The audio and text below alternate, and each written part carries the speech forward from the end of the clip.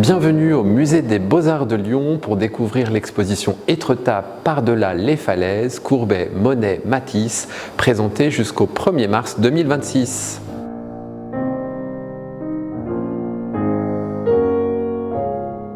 Cette exposition invite à partir en Normandie, sur la côte d'Albâtre, à la découverte des représentations d'un petit village, Étretat, qui va devenir un lieu mythique pour les peintres, pour les écrivains, tout au fil du 19e siècle. Et ici, sur une durée d'un siècle, du romantisme jusqu'à la modernité, nous pouvons découvrir une histoire de la représentation du paysage en un site unique, dans ce qui devient un véritable village d'artistes, à l'instar d'autres villages comme Barbizon en forêt de Fontainebleau ou Pont-Aven en Bretagne, qui vont aussi attirer beaucoup de peintres.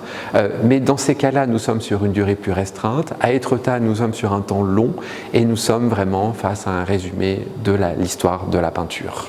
Ce projet prend appui sur la présence dans les collections du Musée des Beaux-Arts de Lyon de deux peintures majeures de notre fonds qui ont toutes les deux été réalisées à Étretat.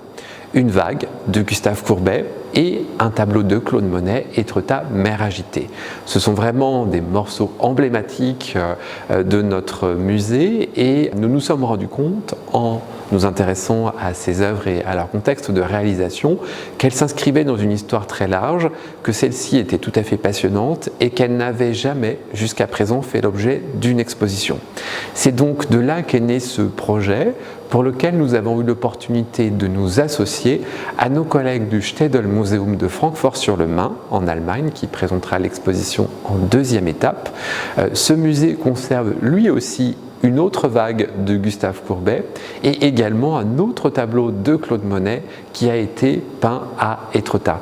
Et donc c'était une sorte de pendant parfait pour nous, un partenaire idéal, d'autant plus que les villes de Lyon et de Francfort sont jumelées, c'est l'un des plus anciens jumelages de la ville de Lyon depuis 1960. L'image d'Étretat est vraiment redevable aux artistes. En effet, nous sommes face à un village qui était resté tout à fait ignoré jusqu'au début du 19e siècle. Il est à l'écart des voies principales de circulation, on peut seulement venir par de mauvaises routes ou plutôt par la mer. C'est vraiment un petit village de pêcheurs qui vivent entre eux et ces grandes falaises et surtout ces arches qui ont été creusées par l'érosion dans la roche n'ont pas suscité une admiration particulière jusqu'à présent. Il faut attendre un changement de perception qui va se produire au tournant des 18e et 19e siècles pour que l'on soit à même désormais d'apprécier ces paysages. Cela n'a donc pas été un fait intangible que de pouvoir admirer la nature parce que la côte suscitait auparavant plutôt la crainte, la peur et il faut donc attendre un bouleversement de l'imaginaire pour être à même de l'admirer, notamment par le biais de la philosophie des Lumières qui introduit une nouvelle science, la géologie, mais aussi l'apport du romantisme qui amène ce que l'on va appeler l'esthétique du sublime, cette idée d'admirer la petitesse de l'homme face à la puissance de la nature et de ses phénomènes comme les éruptions volcaniques, les tempêtes, mais aussi les falaises. Et désormais, on est à même d'admirer ces paysages. Et c'est en cela que les artistes vont être les premiers à venir, vont se passionner pour ce paysage, le représenter. Ils vont venir de plus en plus nombreux, si bien que ces représentations d'Étretat qui vont être conçues par eux vont s'imposer peu à peu dans l'imaginaire collectif parce qu'elles vont être reproduites, diffusées, vues dans les expositions, achetées par les collectionneurs, reproduites par la photographie, par la gravure. Elles vont construire une célébrité qui va introduire le développement du tourisme et il va y avoir comme aboutissement cette célébrité d'Étretat qui existe aujourd'hui où ce lieu, même si nous n'y sommes pas allés, nous en avons en tout cas vu des images et celles-ci se sont imposées dans notre imaginaire jusqu'à symboliser en quelque sorte les côtes françaises, le paysage français, à être un support de publicité pour la Normandie ou pour la France à l'international.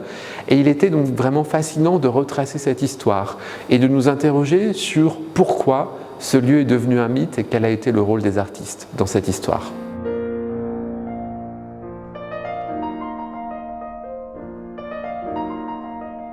Nous débutons le parcours de l'exposition avec une première section qui est consacrée aux artistes au temps du romantisme, qui sont les premiers à découvrir et à inventer en quelque sorte ce lieu qu'est Étretat, puisque ce sont les premières représentations qui vont être dévoilées au public.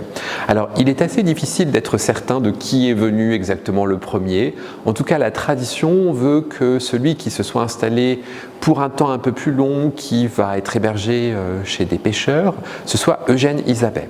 Isabey est un peintre romantique, peintre de marine surtout, c'est le genre par lequel il va construire sa notoriété, et il va en fait travailler sur le motif à Étretat, à des représentations de détails de la falaise. Il va travailler en particulier à l'aquarelle ou à la gouache pour réaliser cet ensemble d'études que nous présentons ici. Alors, elles ne sont pas en tout cas considérées comme des œuvres achevées en tant que telles, mais vraiment plutôt comme des documents de travail sur lesquels il se consacre donc quand il est présent sur place.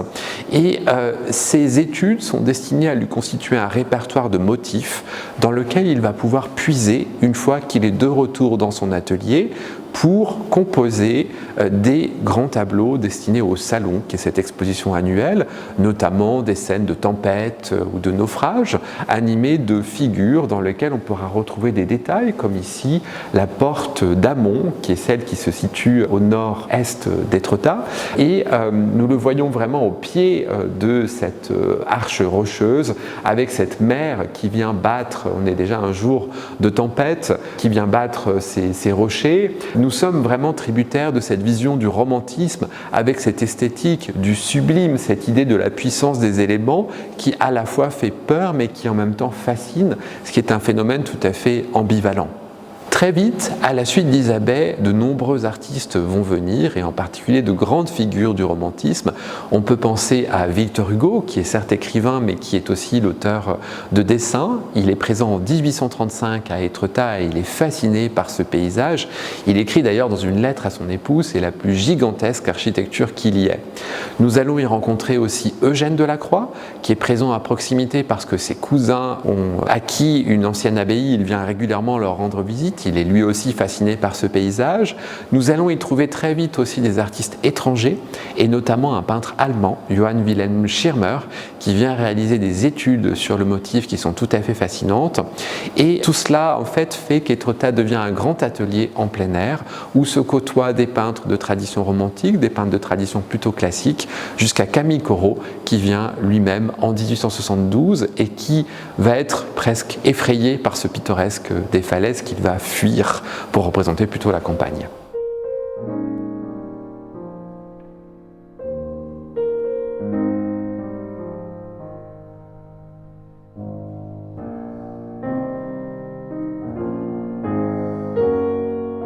La deuxième section de cette exposition nous invite à nous plonger plus précisément dans le village d'Étretat à la rencontre de ses habitants. Étretat donc est un village de pêcheurs habité par une population assez modeste qui va au départ être assez circonspecte face à l'arrivée de ces artistes parisiens dont elle ne comprend pas forcément l'intérêt pour ce village, et cette confrontation va aller effectivement croissante au fur et à mesure du développement de ce tourisme qui va vraiment être de plus en plus présent à partir en particulier de la moitié du siècle, puisque désormais les artistes sont rejoints par des baigneurs, en tout cas une population de citadins qui vient profiter de ce nouveau goût pour les bains de mer.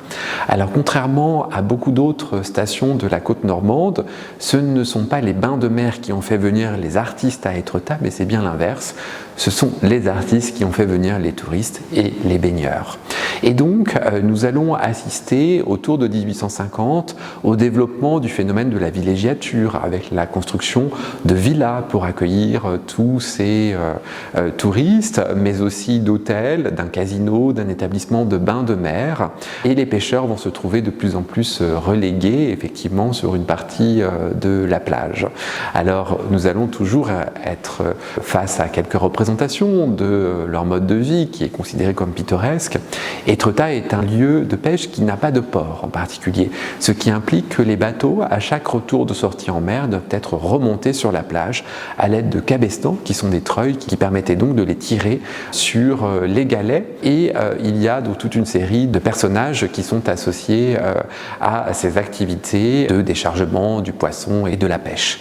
Mais surtout, ces touristes vont être de plus en plus nombreux et ne vont cesser de croître jusqu'à la fin du siècle, mais pourtant il en existe finalement assez peu de représentations parce que les artistes vont très souvent les fuir. Alors nous les trouvons néanmoins sous le pinceau d'un artiste qui est le premier à s'établir de manière durable à Étretat parce qu'il est fait construire une villa à partir de 1849. Ce peintre, c'est Eugène Le Poitevin, qui est plutôt un peintre lui aussi de marine, romantique, qui est un élève d'Isabey, et il va nous livrer quelques scènes de cette villégiature, notamment ici cette scène de baignade et de promenade en bord de mer. Alors on est plutôt en fin d'après-midi, les bains se situent plutôt normalement le matin, même si l'on retrouve ici encore quelques baigneurs qui sont accompagnés par les maîtres nageurs qui viennent les plonger dans la vague. C'est assez violent à l'époque cette pratique du bain à la lame, et nous trouvons surtout des tenues qui sont des tenues de promenade avec ces femmes qui ont même remonté leurs robes pour ne pas les salir sur la plage de Galets, même si quelques planches ont déjà été posées. Alors nous ne sommes pas encore avec les promenades de planches qui font aujourd'hui la célébrité des stations normandes, mais nous avons déjà les cabines de plage qui sont présentes pour permettre aux baigneurs de se changer avant de rentrer dans l'eau. Nous allons croiser également des canoteurs, toutes sortes d'activités qui se développent. Nous allons même voir des plongeurs qui vont profiter de plongeoires aménagés sur la plage. Tout ça est vraiment donc à la fois un lieu de loisir et aussi un lieu de promenade où on se retrouve entre soi pour profiter de ce lieu de vacances.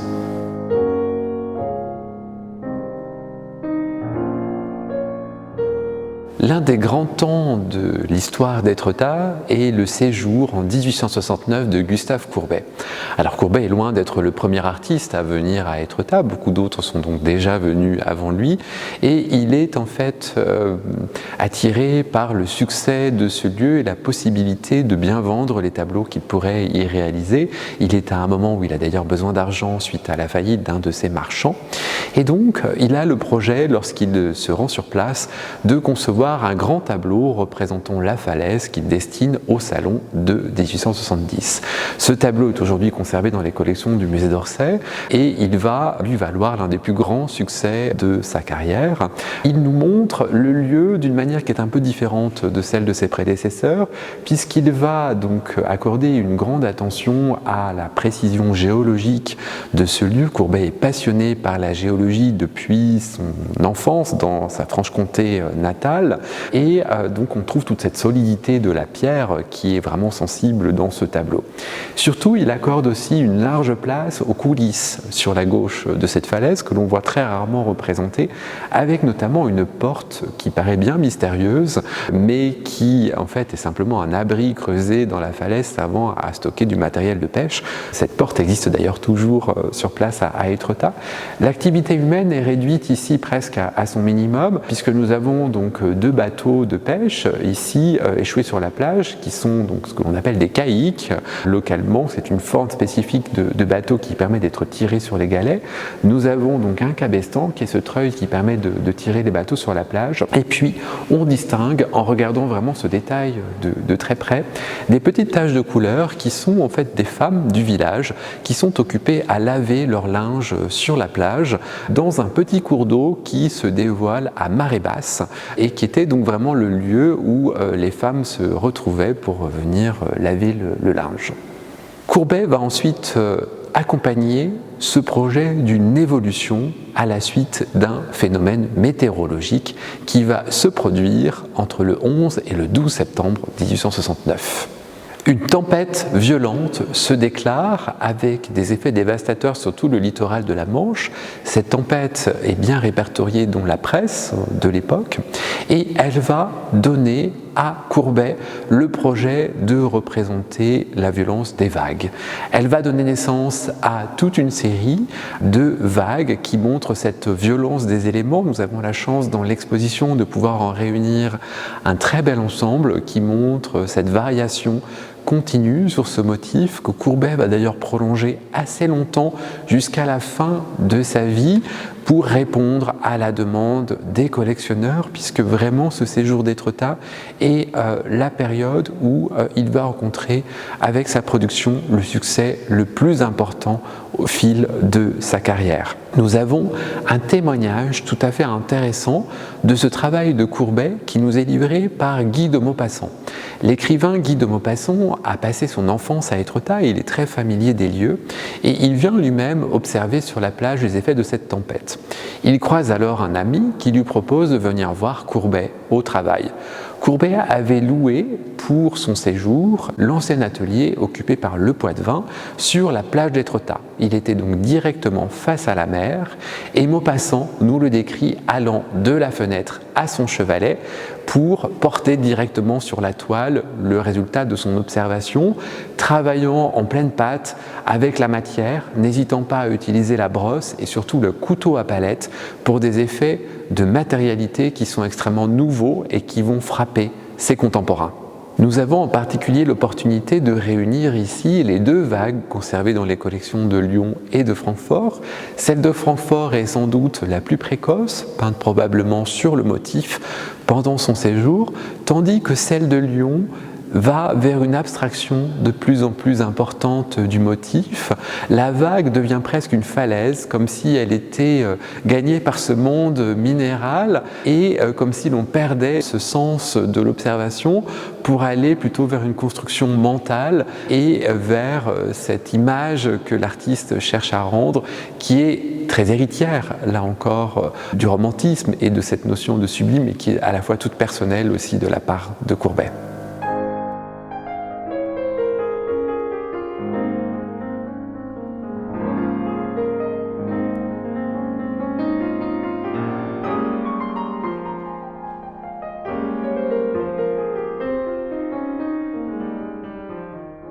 Étretat va également être un haut lieu de la photographie, et ce de manière très précoce. Dès les années 1850, alors que le médium est encore relativement jeune, puisque le procédé est officiellement dévoilé en 1839, et une particularité s'impose dans cette histoire. Ces photographies sont en effet l'œuvre non pas de professionnels installés sur place, mais d'amateurs qui sont en villégiature.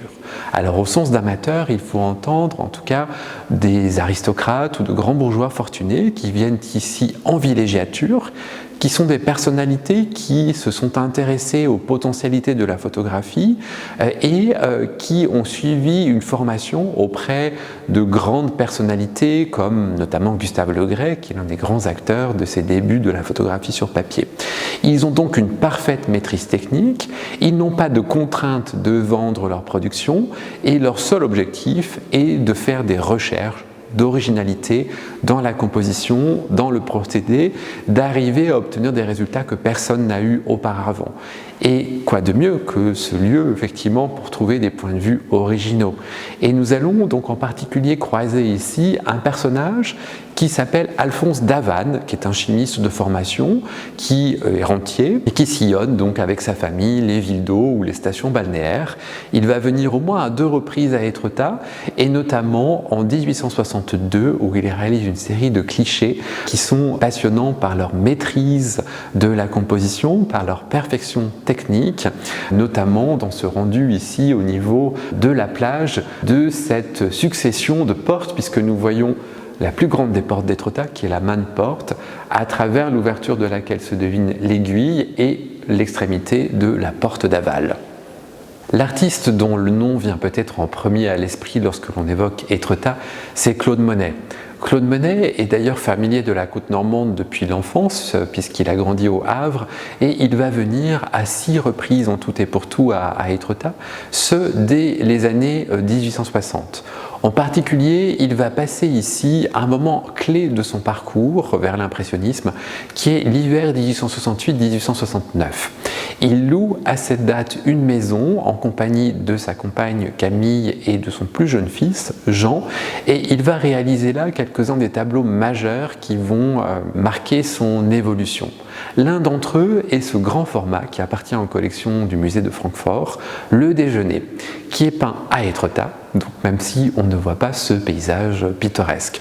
On y retrouve en revanche, donc, autour de cette table, Camille, sa compagne, son fils Jean, une femme qui vient leur rendre visite, pour laquelle Camille a d'ailleurs sans doute posé, et une servante qui ici ouvre une porte. La table est dressée pour le déjeuner, alors nous pouvons y reconnaître des côtelettes d'agneau avec des pommes de terre, de la salade, du raisin, des œufs durs, du pain qui attendent le spectateur puisque la chaise ici est tirée et nous sommes invités à prendre part à cette scène pour laquelle les personnages sont grandeur nature. Nous sommes donc face à une sorte d'instantané de cette vie familiale qui va d'ailleurs heurter le public contemporain par son ampleur, par ses dimensions, qui sont plutôt celles d'une scène historique ou d'un grand portrait d'apparat, mais qui ne sont pas celles qui sont traditionnellement attribuées à une scène de genre. Pour cette raison, le tableau va être refusé au Salon lorsqu'il est présenté par Monet donc en 1870 et il faudra attendre la première exposition impressionniste en 1874 pour que cette œuvre soit dévoilée.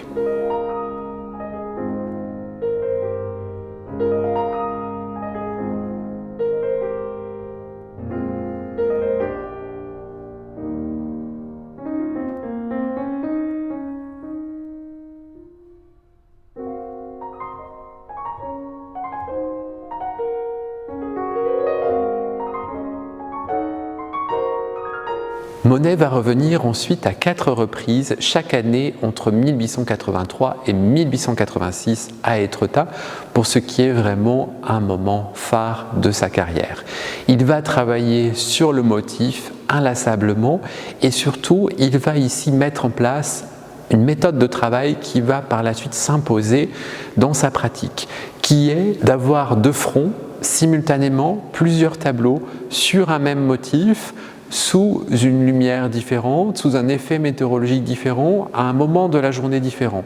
Au départ, la raison est en fait tout à fait matérielle. C'est celle d'avoir toujours une œuvre sur laquelle il peut travailler, quel que soit le temps qu'il fait, et ne ainsi pas perdre de temps, d'autant qu'il est pressé par son marchand, Paul Durand-Ruel, qui lui demande de lui fournir des œuvres pour sa prochaine exposition, et Monet a besoin d'argent. Par ailleurs. Mais tout cela va amener effectivement une nouvelle pratique qui va s'imposer par la suite et qui deviendra le concept de la série à partir des années 1890 où ces multiples variations sur un même motif vont devenir une sorte de tout destiné à être présenté de manière conjointe. En tout cas, Monet n'hésite pas à se mettre en danger, à descendre sur la plage, y compris par des chemins très escarpés.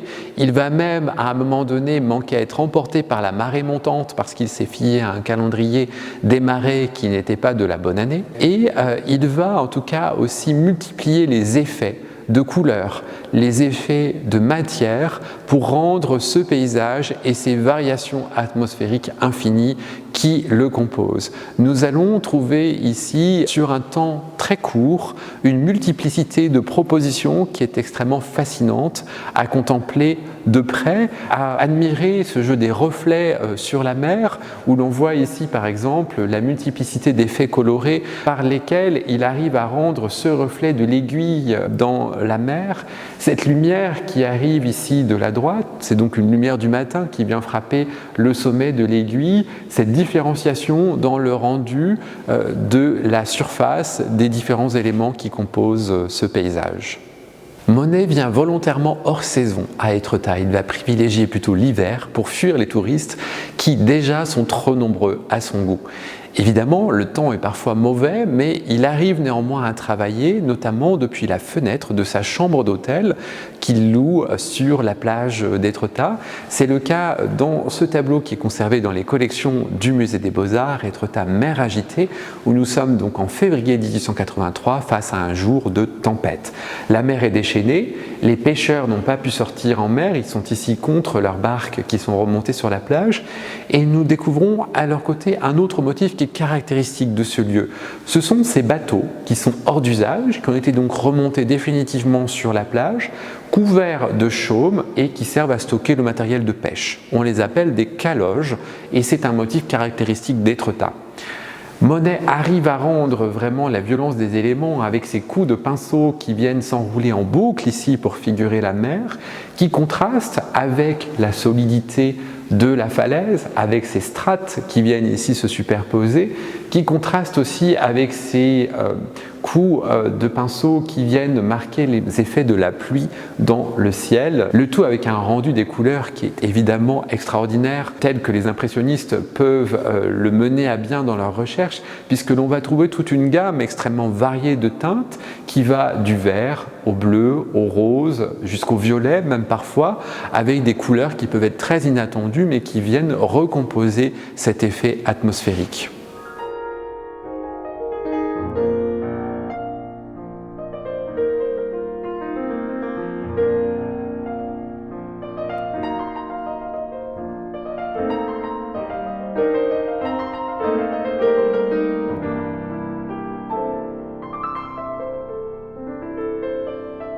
Après Monet, l'histoire ne s'arrête pas. Elle continue plus que jamais avec un grand nombre d'artistes qui vont venir affluer à Étretat, qui sont admiratifs du succès remporté par leur aîné et qui vont vouloir chercher évidemment à l'imiter.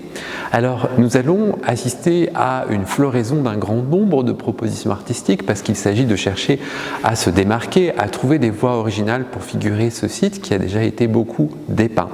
Nous allons avoir des propositions qui vont aller vers le post-impressionnisme, qui vont aller vers le symbolisme, vers le japonisme. Et l'une des plus originales est peut-être celle que va offrir l'artiste suisse Félix Vallotton.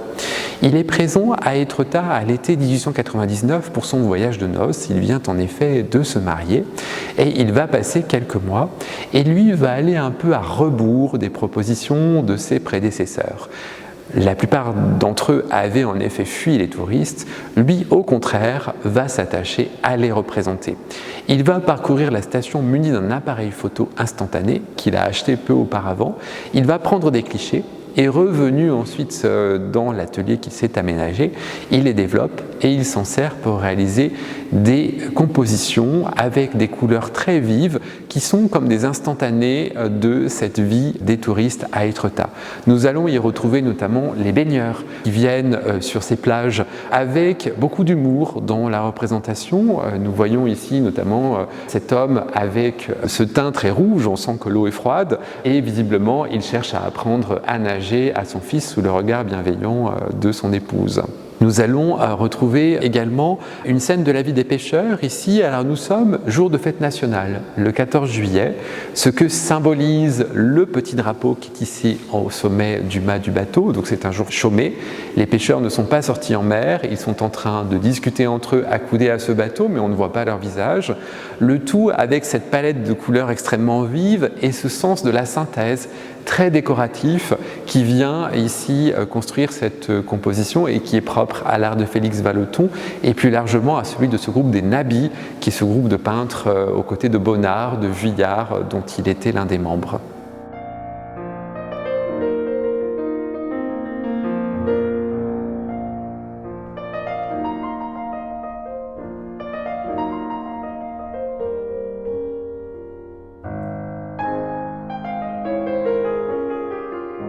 Le parcours de l'exposition se termine avec le séjour que réalise Henri Matisse à Étretat à l'été 1920. Matisse vient en compagnie de sa fille Marguerite, qui est alors en convalescence parce qu'elle a subi une lourde opération peu de temps auparavant et donc elle cherche un lieu au calme pour se reposer. Donc Matisse reste à ses côtés au départ dans la chambre d'hôtel qu'ils occupent, qui se trouve sur le front de mer à Étretat, et nous avons ici une représentation qui nous la montre allongée dans cette chambre qui est une scène d'intimité familiale entre un père et sa fille. Nous avons un principe de composition qui est tout à fait caractéristique de l'œuvre de Matisse, qu'il pratique déjà depuis une quinzaine d'années, qui est celui qu'il appelle les paysages encadrés. Nous avons effectivement par cette fenêtre de la chambre une ouverture sur la plage d'Étretat où l'on voit apparaître les bateaux qui sont remontés et qui est une ouverture vers l'extérieur. C'est comme si, au départ, effectivement, Matisse n'osait pas sortir à Étretat pour s'affronter avec ce paysage qui a été déjà tant représenté, et notamment par ses grands prédécesseurs, Courbet et Monet, qu'il a parfaitement en tête, puisqu'il a vu leurs œuvres encore peu de temps auparavant, et il va lui falloir un mois pour qu'il sorte enfin sur le paysage avec ses pinceaux pour affronter le motif. Matisse va réaliser une quarantaine de peintures en tout et pour tout à Étretat qu'il montrera dans une exposition à Paris à l'automne de la même année, même si ce ne sont peut-être pas ses œuvres les plus connues aujourd'hui parce qu'elles sont peu montrées au fil des expositions. Il va en tout cas affronter ce paysage en cherchant à dialoguer à sa manière avec les artistes qui l'ont précédé, avec ce sens de la synthèse qui semble ici presque poussé à l'extrême, puisque ce motif de la falaise d'Aval, ce motif des femmes en train de laver leur linge sur la plage, ce motif du cabeston sont presque réduits à des symboles en fait, comme s'ils devenaient presque abstraits dans cette figuration du paysage qui est désormais traité par aplat, et nous sommes donc dans cette évolution vers la synthèse qui va aller toujours croissante dans l'œuvre de Matisse, qui aboutira évidemment à son œuvre finale des papiers découpés, qui pousse cette recherche à son extrême, mais qui est déjà effectivement à l'œuvre en 1920 à Étretat.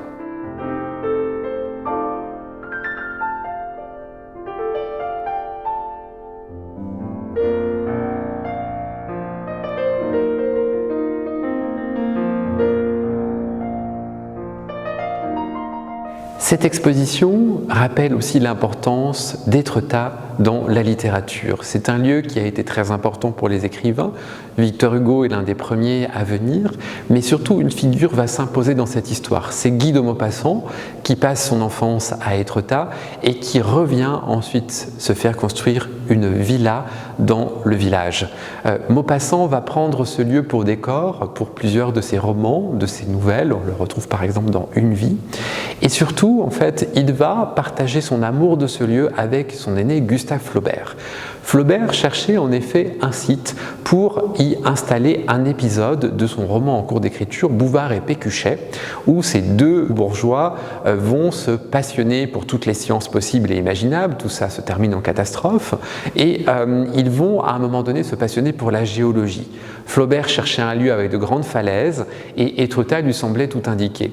Il demande donc à Maupassant de lui décrire cette côte qu'il connaît bien, et Maupassant, qui n'est pas encore l'écrivain que l'on connaît, va rédiger une longue lettre qui l'illustre de petits dessins. Alors cette lettre n'est pas localisée, mais nous en connaissons heureusement un fac-similé, et il décrit effectivement en autant de séquences toute cette scène de cette promenade que l'on peut faire depuis le cap d'Antifer jusqu'au village d'Étretat. Ce lieu va rester aussi très présent dans la littérature avec évidemment le personnage d'Arsène Lupin, ce gentleman cambrioleur qui est créé par Maurice Leblanc. Ses aventures paraissent au début du XXe siècle, et en particulier le roman L'Aiguille creuse qui est publié en 1908, qui va dérouler une partie de ces scènes à Étretat et qui nous explique notamment que Arsène Lupin aurait caché dans l'aiguille d'Étretat qui serait creuse les trésors qu'il a dérobés. C'est ainsi l'entrée d'Étretat dans la culture populaire qui ne va dès lors plus cesser de par les multiples déclinaisons que va connaître ce personnage, tant par le cinéma, la télévision que la bande dessinée, ou de multiples aventures littéraires qui vont se poursuivre jusqu'à aujourd'hui.